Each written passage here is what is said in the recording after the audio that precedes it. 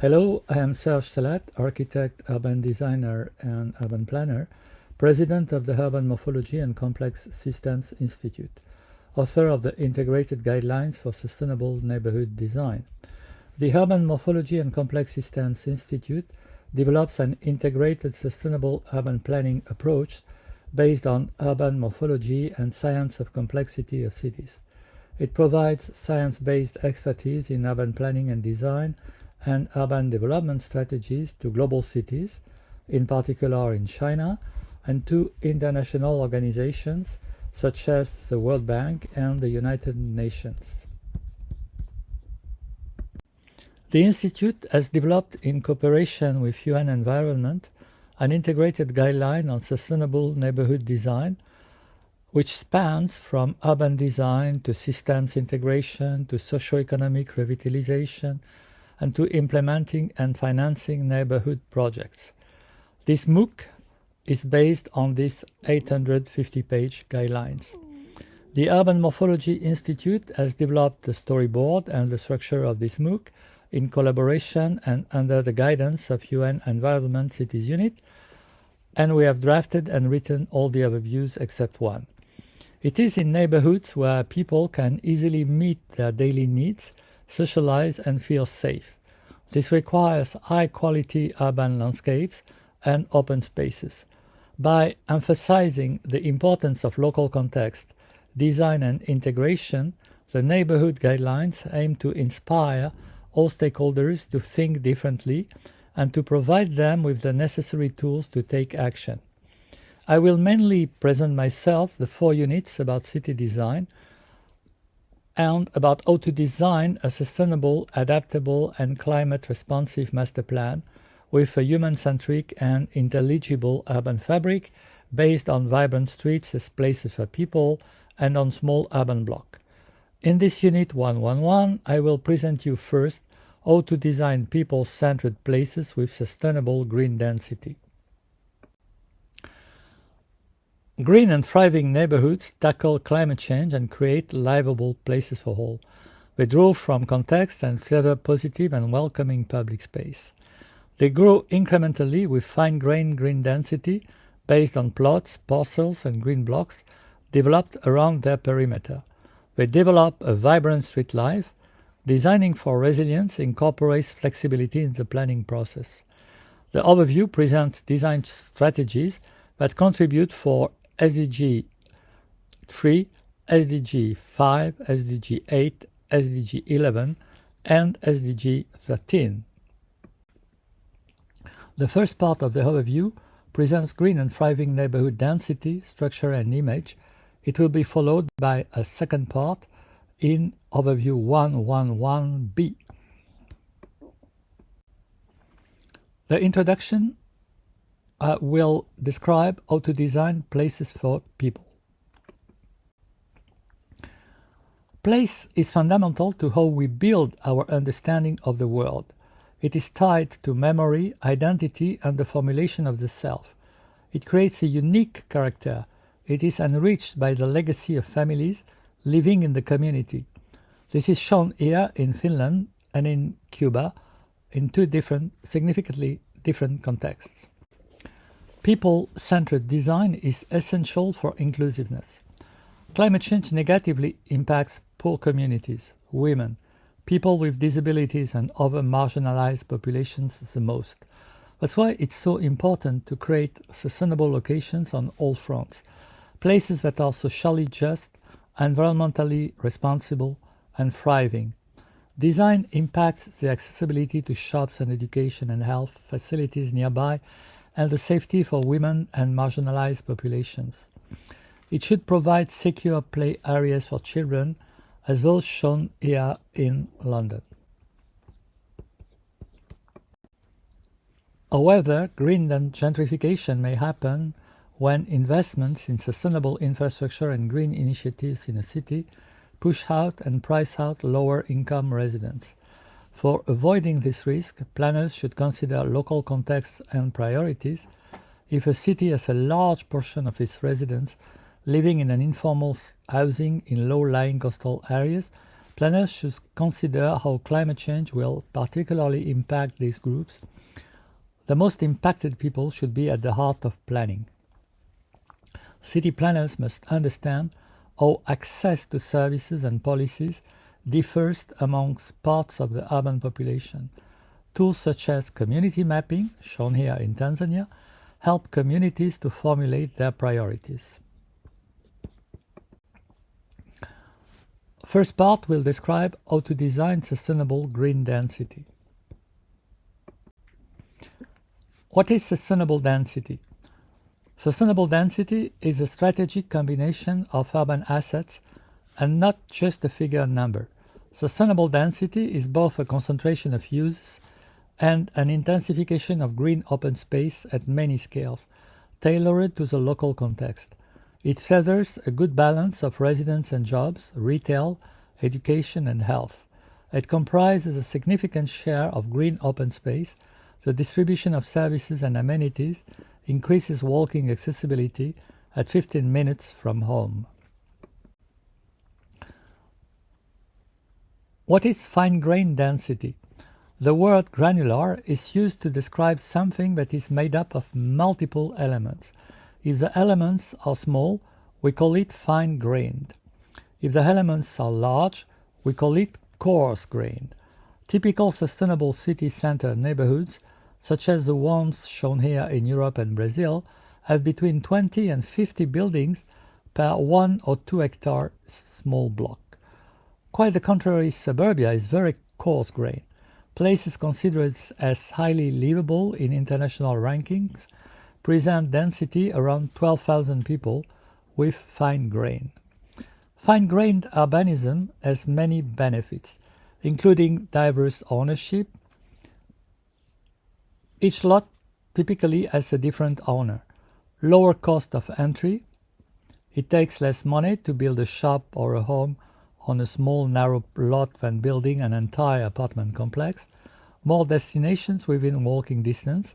An important part of good urbanism is offering multiple amenities within walking distance, so naturally fitting more activities gives more choices to walk to. Higher resilience, smaller buildings can be incrementally retrofitted or replaced when needs change. An example is fine-grained density in São Paulo. Higienópolis in São Paulo is an example of fine-grained density. It is well balanced, with urban fabric containing small rectangular blocks of about 100 meters by 150 meters, arranged in a connected grid with 70 intersections per square kilometer. It interweaves heritage houses and thin and slim tall buildings, allowing cross-ventilation with multiple pocket green spaces. Scales vary from a lush tropical park to green spaces strips between buildings. The fine grain is created by 10 buildings per hectare, aligned along the edges of vibrant and people-friendly narrow streets. Another example is smart and green densification in Rotterdam. Smart and green densification fills holes in the city fabric's spatial continuity with a framework of buildings, connective streets, and interlinked open spaces. This increases the number of attractive dwellings in such a way that the quality, livability, and microclimate of the neighborhood improves.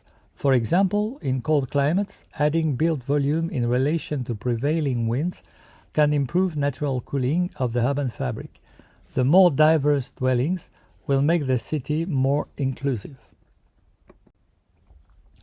Smart and green densification, as shown there in a project I led in Singapore with the National University of Singapore, is a step-by-step process which should be tailored to different climates and various community cultures. In hot and humid climates like Singapore, the outdoor green should expand in 3 dimensions, with sky gardens and lush green roofs and facades with a porous, breathing urban fabric.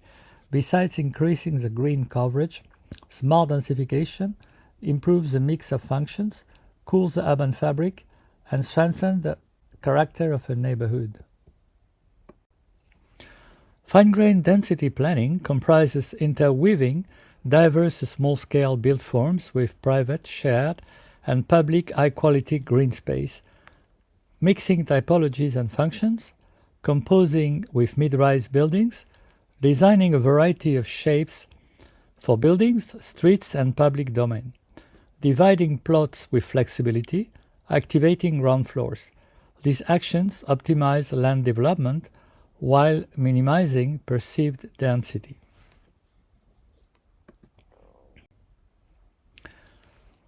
What are key planning tools for fine-grained density planning? Fine-grained density planning reclaims lost land with infill. It exploits the lost spaces, vacant or unused lots, parcels or blocks. It spots holes in the spatial continuity and turns them into opportunities, maximizes assets and improves amenities, accessibility, and microclimate. The density gradient implements various mixes of density to reflect the lifestyle difference of distinct social groups. The density pyramid positions lower density on the project edge and higher density in the local center and transport access points. Designing for green density considers the context and tailor approaches to each community. New buildings respect their neighborhoods in terms of scale, detailing, and mass. Designing traditional blocks developed around their perimeter with green courtyards ensures that buildings, streets, and places are human-sized, welcoming, and vibrant. Such a design defines a legible and stimulating public realm. The private outdoor space offers high-quality common areas. The second part of the overview describes how to shape a legible structure and image. What is a legible neighborhood structure? As suggested by Kevin Lynch research, a legible structure is created when the neighborhood has an outside and an inside, providing a sense of belonging to a community. Such neighborhoods are integrated in the city through a series of coherent scales ordered by limits, nodes, and long-range connections, as shown here in Maastricht. The dynamic interrelationship between different elements that bond makes a vibrant and unique place. These are the landscape, the lines of movement, the development blocks, the streets, the buildings, and the open space. This is shown here in French Rimtown in Hangzhou, where the urban landscape is inspired by Chinese Shanshui painting. The Shanshui means mountain and water.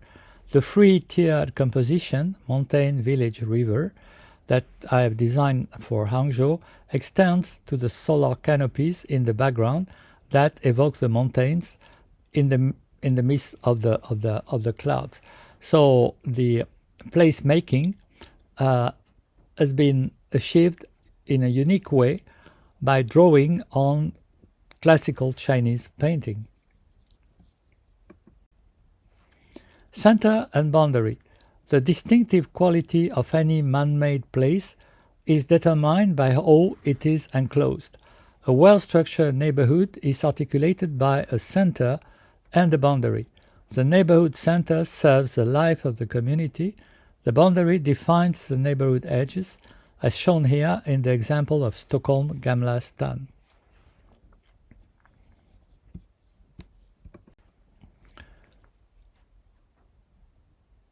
Shaping the neighborhood image. As suggested by Kevin Lynch, a sequence of nodes, landmarks, and vistas provides people rhythm and orientation in the neighborhood. Nodes, edges, paths, and landmarks overlap, creating a complex wall and distinctive image, as demonstrated here in this map of 17th century Brussels. The map shows the curved path converging towards the central Grand Place and the green blocks and urban agriculture of the time. Zooming now on Brussels Grand Place, we see that nodes are the strategic convergence points of a neighborhood that concentrate an intense urban life. Edges are linear elements that act as boundaries. They may be barriers or connectors between two areas. Paths are channels along which people move. Paths ties the city together. Landmarks act as orientation points and contrasts in the urban setting. This organization can be found across many geographies and cultures. For instance, the historic medieval cities of Kathmandu Valley are structured by 4 axes. They are oriented towards the cardinal points. Each cardinal point is marked by a stupa. The urban-level public square, Durbar Square, is right at the heart of the city. Innovative water structures like wells, ponds, and water spouts form strong community-level spaces. The overview continues with 111B, public space and urban blocks.